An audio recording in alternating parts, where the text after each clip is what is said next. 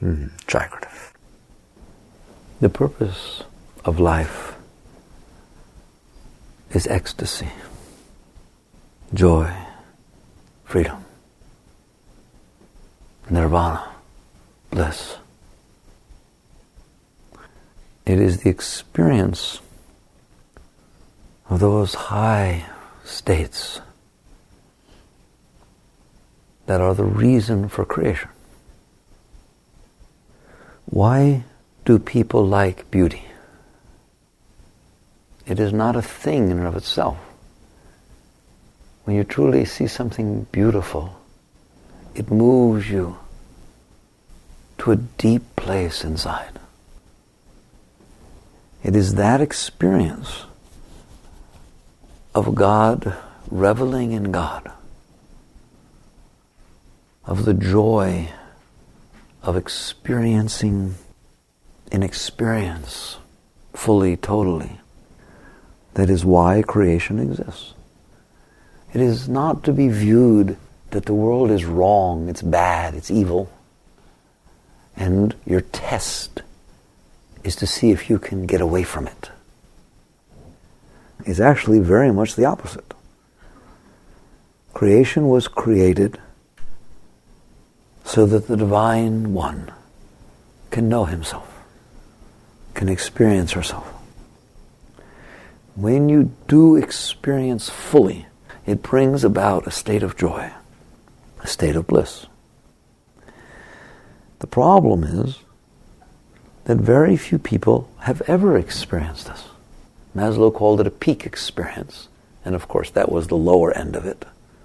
It goes up from there. Why do so few people experience what the purpose of creation is? Why do we not constantly and perpetually experience what the purpose of it all is, which is the joy, the ecstasy, the love, the bliss of the experience of life?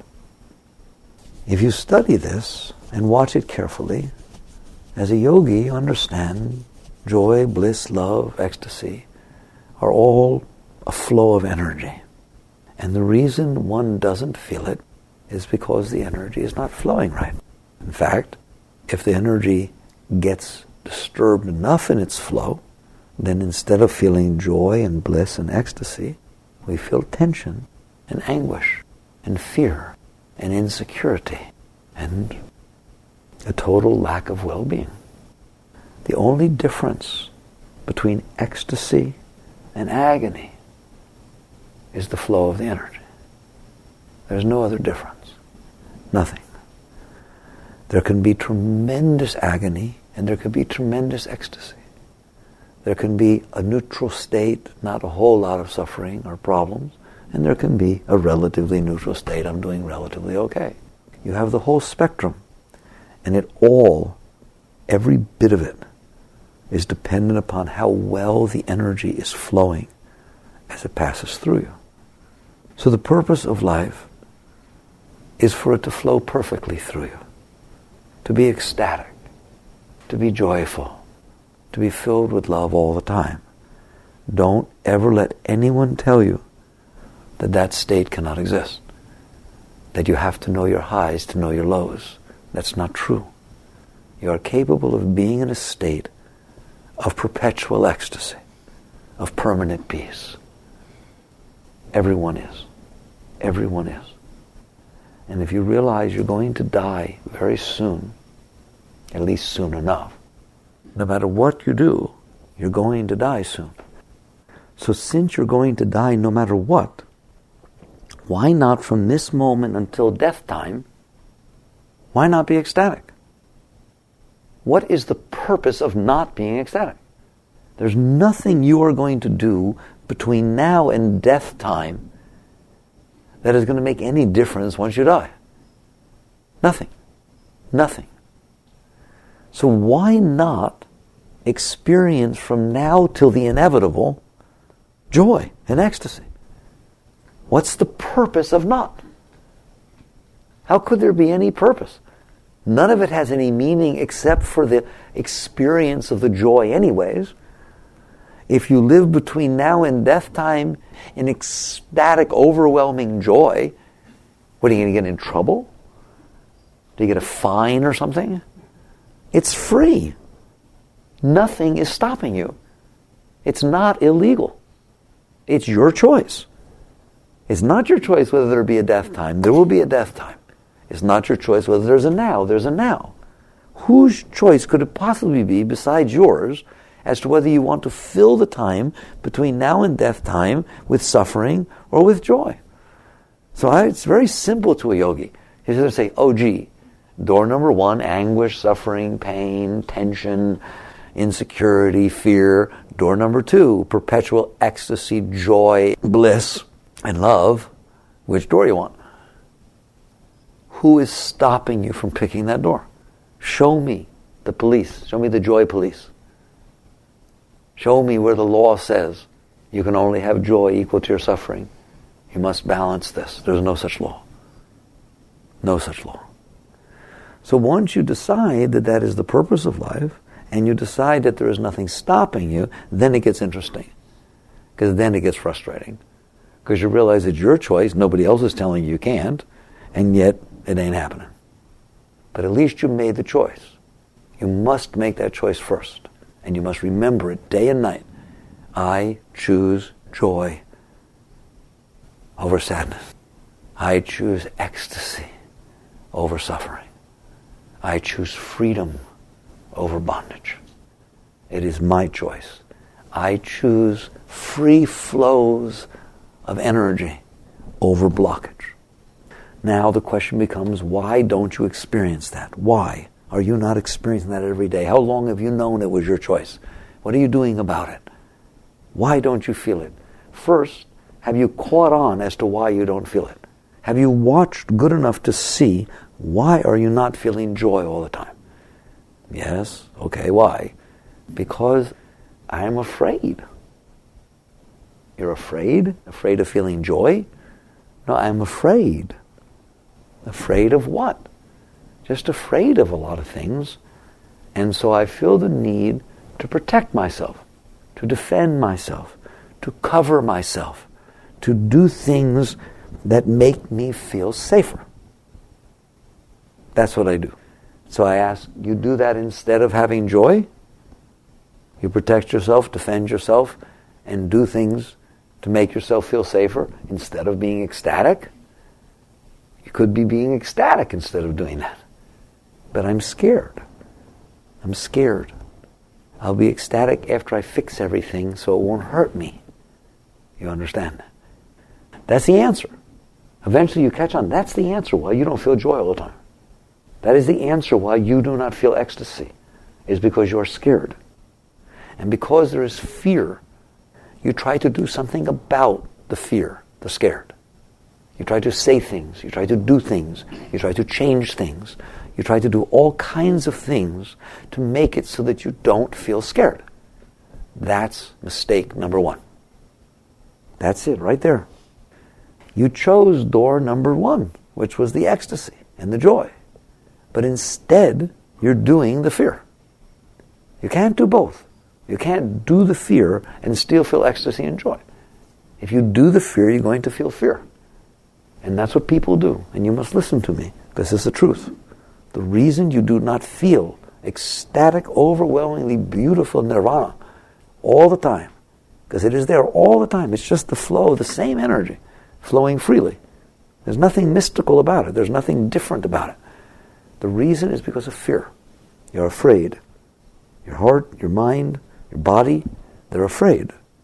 And when you feel fear, it draws you back into yourself so that the energy can't flow up and expand, and you use the same energy that was meant to make you feel ecstasy, make you feel joy, make you feel well-being. You use that to deal with the fear. It seemed rational at the time. It's very irrational.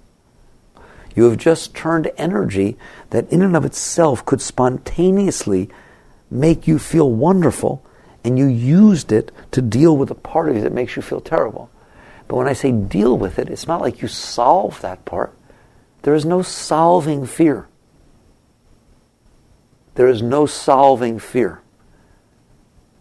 That's like, say, solving snake, solving rain, solving cold, solving death, solving sickness. There is no such thing. They are things that exist in the universe. Snake exists in the universe. Death exists in the universe. Sickness exists in the universe. Snow exists in the universe. Cold exists in the universe. Rain exists in the universe. You don't solve them. You experience them. You do not solve fear. It is not something you finally conquer or solve. You will not get rid of it, no more than you will get rid of cold or rain. It is something you experience. What is the difference between when I say it is something you experience versus something you solve, something you get rid of? Understand that.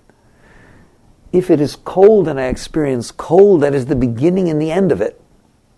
There is nothing more to it. If it is rain and I experience rain, there is no more mind, there is no more feeling, there is no more emotion, there are no samskaras, there is nothing to do about it, is there? It's just an experience. I am experiencing rain. I am experiencing cold. It is complete in and of itself. If you are trying to get rid of cold, now there's a lot to do. You're a busy person. You have to move. You have to carry heaters around with you. You got to go all kinds of clothes. You got to do, oh my God, you can't imagine the things you have to do if instead of trying to experience cold, you're trying to get rid of cold. In truth, the act of trying to get rid of cold doesn't get rid of it at all. It makes it the center of your life. This person is experiencing cold. Okay, what does that mean? It means nothing changed. They just experienced it. The clothes didn't change. There's no special apparatus that they carry around with them. They just experienced cold. They experienced rain. All right? This person can't experience cold. They want to get rid of cold. So when I see this person, they have thermometers with them. And they have weather predicting stations with them. And they're always on the internet looking at the weather station. And they have all kinds of apparatus. Space heaters and those things you break open and hold in your hands, chemical heating element things. Everything about them is about cold. But they were the one that was trying to get rid of cold. I don't understand. They have a whole storage of things at house in case they run out of those things that heat your hand when you break them, and they have to carry generators with them because the heaters don't work well in batteries. Look how busy they are. So the person who is experiencing cold has nothing to do with cold, except the experience. The person who's trying to get rid of cold has made cold the center of their life. That's the difference between experiencing and attempting to do something about it. When you say attempting to do something about it, you're either attempting to cling to it, to keep it. I love you. You're staying. All right? You're trying to do something about it. Or you're trying to push it away, make it go away. Either way, it became the center of your life. So it's very deep to contemplate, am I experiencing something or am I trying to get rid of? And by the way, getting rid of is equivalent to keeping. All right, doesn't make any difference to me. Let's take, I gave you cold, I gave you rain. Now let's give one that's harder, love. Are you experiencing love or are you trying to keep love? Are you trying to do something about love? Big difference. I'm in the presence of somebody, I feel love. That's it. That's the beginning and the end. It is whole within itself. The experience was the purpose was the experience. Did you hear that? The experience was the purpose was the experience. Therefore, that's a gestalt. It's complete. It's whole. That's the end of it. You feel love, you experience love, that's that. Should it not be about experiencing love as a whole in and of itself? That's it. But I want to keep it. In other words, I don't want the next experience to happen. That's the experience I want to have. So now I want to do something about it. Now you know where that's going. If you think keeping yourself warm was a big deal, wait till you see what happens trying to keep love. You become a mess, don't you? You got to worry about what you wear and whether you smell and what did you say and was it right or was it wrong? Oh, you shouldn't have said it. And my God, does he love you or does he not love you? And how do you know it? And how can I trust him? Because I don't know if I'm doing well, or why did he look at me that way? He doesn't open the door anymore. He used to open the door. And oh my God, if she cared about me, she would have been home when I came home. Hello. How do you like trying to keep love? Isn't it fun? No, it's not, is it? So the act of trying to not have cold caused you to suffer.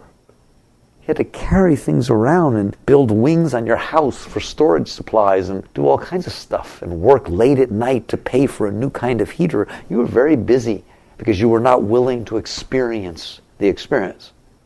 The attempt to keep love drove you crazy. You became neurotic. You worried about every single thing that ever happened because you weren't willing to just let love be when it was and when it will depart. Not willing to let the experience be the purpose and the purpose be the experience. It's over then. All right? So there's a big difference between living life as an experience and living life with a purpose. There is no purpose other than the experience. It should be done right when it started. It's over. Each moment is an experience.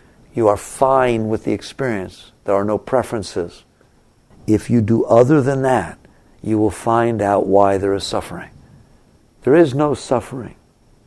There is just blocking ecstasy. The difference is, are you willing to experience the experience, or are you resistant to the experience?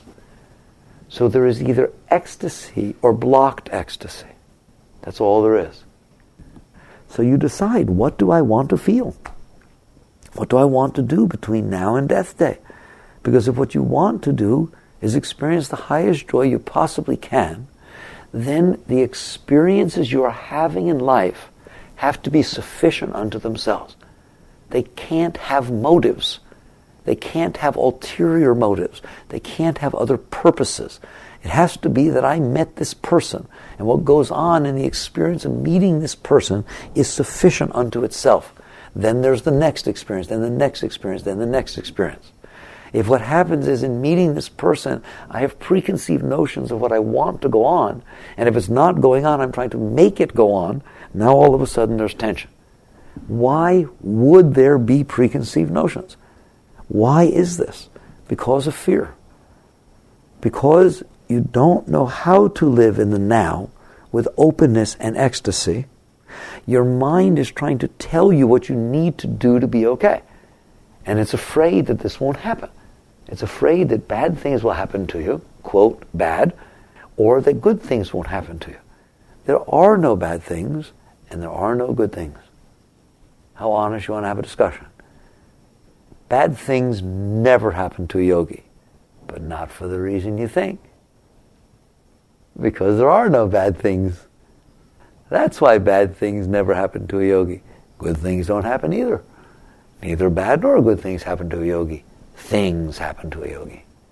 Just things happen, don't they? It's just things keep happening. But the yogi is neither defining them as good or bad. Because you don't define it as good or bad, you don't worry about it. You're not afraid of it. The moment you define it as good and bad, you're afraid that the good won't happen. You're afraid that the bad will. So you eventually study this enough within yourself to realize that you are your own problem. You do not have another problem in this life. This life is ecstasy. This life is ecstasy. Every moment of it is ecstasy. If you are not experiencing nirvana, ecstasy, joy, bliss, freedom, peace, if you are not experiencing those things, it is because you have, as the third Zen patriarch said, set aside what you like from what you dislike. The moment you set aside what you like from what you dislike, you will suffer.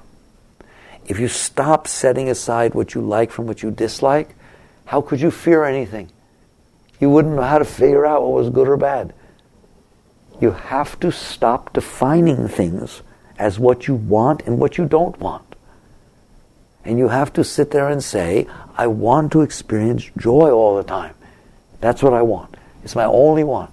And the only way that can happen is for me to stop trying to make things be different than they are.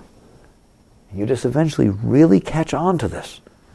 And you realize that basically your sadhana, your work in life, is to accept life. It sounds so hard, but another way you look at it is it seems ridiculous. How can you not accept life? It's what's happening. It's just what happened. You just accept what happened. What choice do you have? None. You do have a choice. You can block your ecstasy if you want to, because you don't want to accept reality. Are we getting closer now? If you would like to, you can reject reality, and in doing so create a blockage, because it is your rejection that is the blockage. Ecstasy is trying to flow, you're pushing it away. No, I don't want this person to leave me. No, I don't want this to happen. You don't want what to happen? What's happening? Then you're not going to have ecstasy. You won't know joy. The energy that is has to be free to flow. If you are silly enough to block it, then you have to think about your blocking your own ecstasy. So that becomes your entire sadhana. It's your entire work. There's nothing else to learn. Nothing. There is nothing wrong. There is nothing right. There is nothing good. There is nothing bad. There is nothing to do. There is nothing to not do. Life is unfolding by itself. It doesn't need you. And the last thing in the world it needs is your judgment, which does nothing but screw you up. Haven't you noticed life couldn't care less what you think about it? I don't want there to be a snake. It doesn't listen, does it?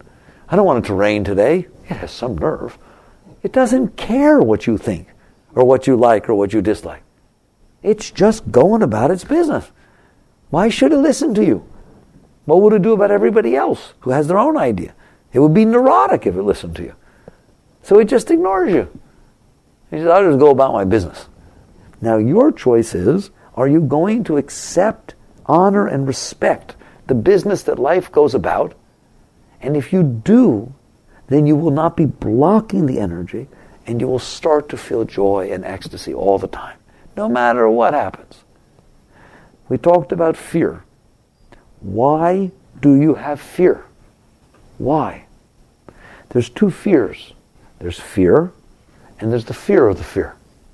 Fear is a natural thing. Sometimes humans feel fear. It's one of the notes the heart plays. All right? What should you do when you feel fear? Enjoy the experience of fear. Just let it play that note, and there it goes. It comes and goes. Doesn't make any difference. The fear of the fear is that you don't want to have that note played, and you're afraid the note will be played.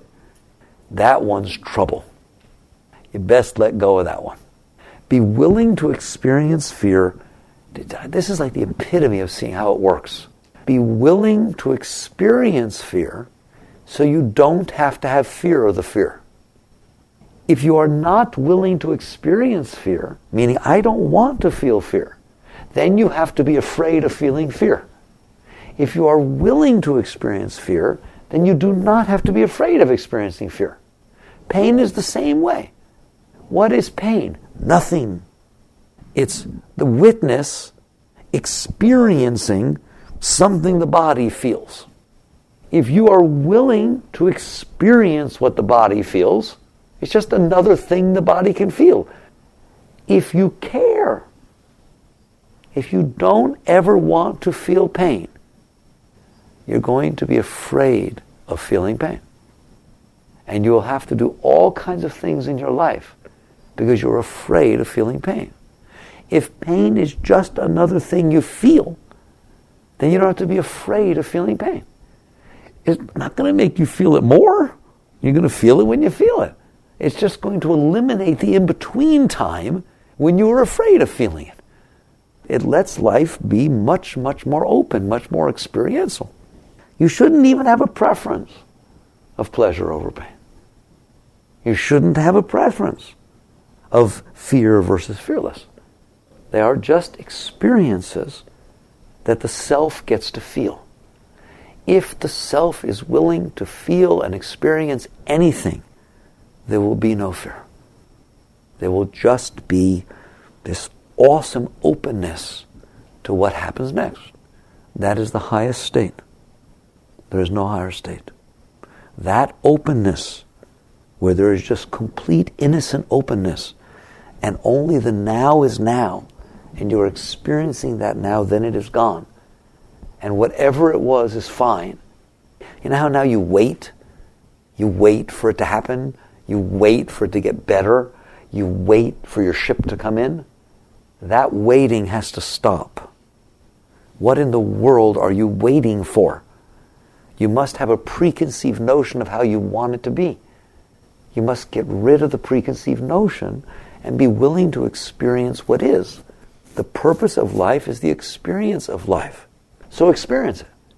The answer is no. Why? I don't want to. I want to experience that and not that. You're dead. You're dead. You walked off the path the minute you said that. How can I free myself? By experiencing the experience you're experiencing and not permitting your mind to wander off into what you'd rather be doing. No more bumper stickers. There is no rather be doing.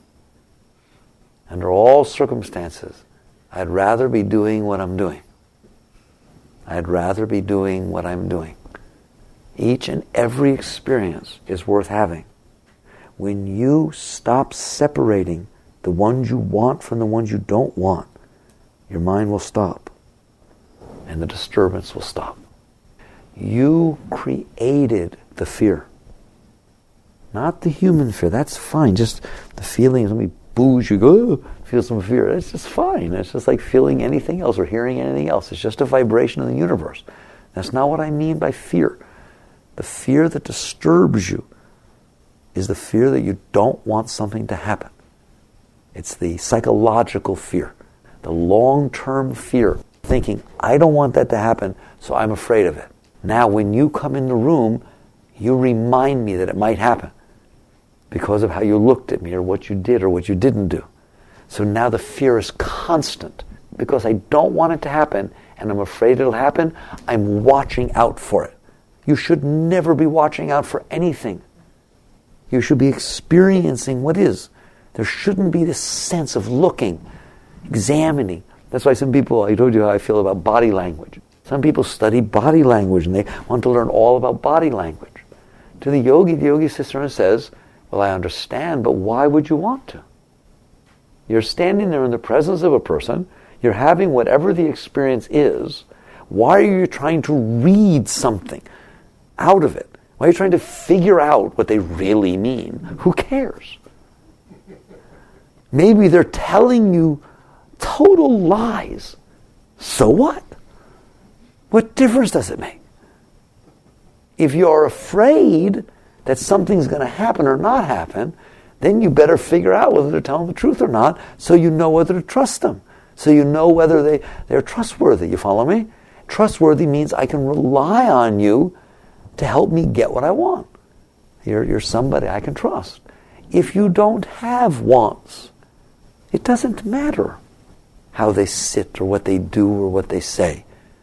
It's just interesting to interact with them. They're toys. Do you understand that? When you were young, you played with Barbie dolls.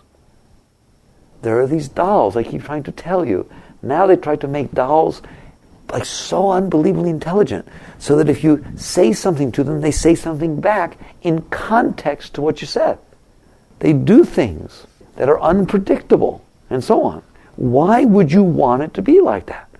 Because of the fun experience of whatever happens. Because you're playing with a doll, what difference does it make? You're not afraid of what the doll's going to do. You have joy because you don't know what the doll's going to do.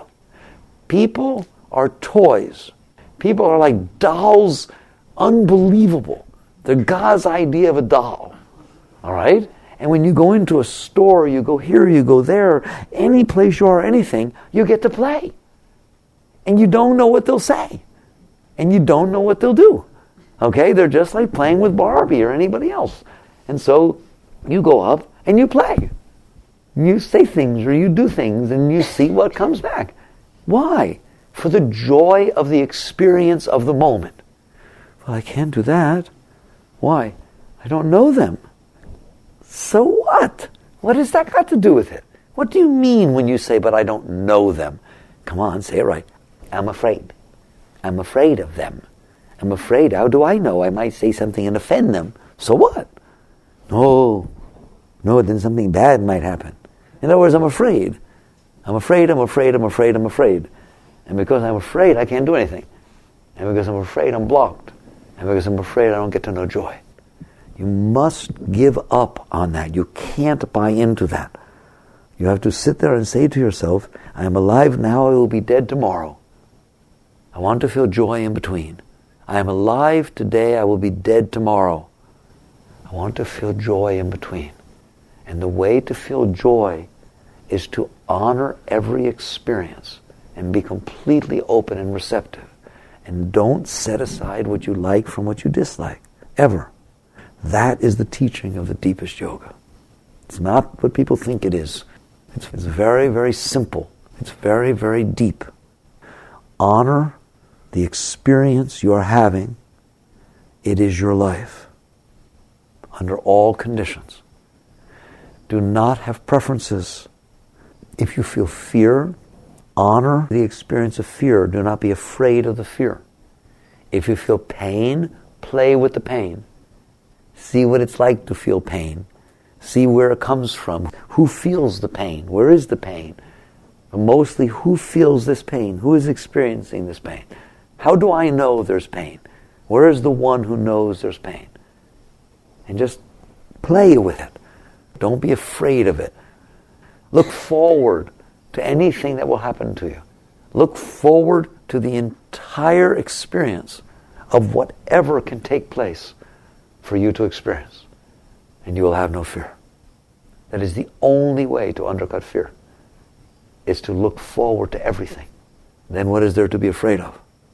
And if you do that, because fear is what's stopping you from letting the energy flow, the very act of being so totally receptive to life will permit you not to have fear or get caught up in the fear, which will permit your energy to expand, and the next thing you know, you will be feeling joy for no reason. But there is a reason. The reason I just told you. Because your natural state is joy. And what you call pain and suffering is blocked ecstasy. You are the one who has chosen to block the flow of the energy because you think you know what's good for you. You don't know what's good for you. You don't have any idea what's good for you. And so you eventually reach a very deep state where that's your entire sadhana. That is your whole life. Every single minute. Can I honor what's happening?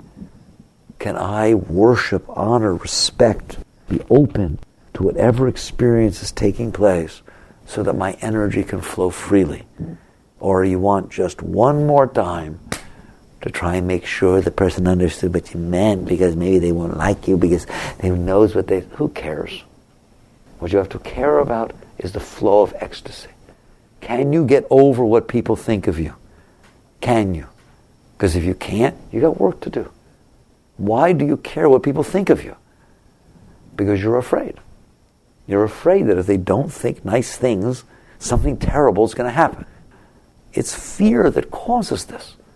If you love that they don't like you, nothing terrible will happen, something wonderful will happen. You'll feel joy. There's that person that hates me. Oh, that's beautiful. Now what's there to be afraid of? What if you felt ecstasy every time someone didn't like you? Then it's wonderful they don't like you. It's a wonderful experience. You have to be that way with everything. So that's your work. It's that simple. You want to be free. You want to understand the truth, the Tao, the Dharma. Life is about ecstasy. God created the heavens and earth to revel in God. There's no other purpose. There's no other reason. It is all the ecstasy, the joy of the experience of the expression of the self. And that's what you're experiencing. So if you are feeling other than that, don't try to solve it. Don't try to solve these things. Just enjoy the experience of these things. There are people, for instance, jealousy. People have trouble with jealousy. All right? If you try to get rid of jealousy, you never will. Never. Never will. Always be there. You can tolerate it. You can not give in to it. But you will never get rid of it. You will never know what it's like to live a life and have no experience of jealousy. Why? Because you don't like jealousy. Therefore, you want to do something about it. And I told you what happens if you try to do something about something. You end up owning it. It is only when you are willing to experience the experience with indifference. All right? Oh, this is what jealousy feels like. Wow, Shakespeare wrote about that stuff a lot. A lot of interesting things happen because of that. Good. I get to feel it firsthand. I don't have to read it in a book. I know exactly what it's like now. Good. Isn't that beautiful? Isn't that wonderful? Fully embraced. Fully experiential. But what if it comes back? Goody! It was fun. What if it never comes back? So what? There'll be something. Now you're not afraid. Now you're willing to experience without ownership, without doership. You just experience. When you are that way about everything, you're a liberated being. You're a free being. When every single thing you experience is the same as anything else you experience, when every single experience is worthy of having and brings about a joy for the honor of having that experience, there will be no fear. What is there to be afraid of? Whatever will happen next will happen next. Who cares? And you just get more and more into that state. And you do it by letting go of the part of you that is trying to do things about things. There is no doership.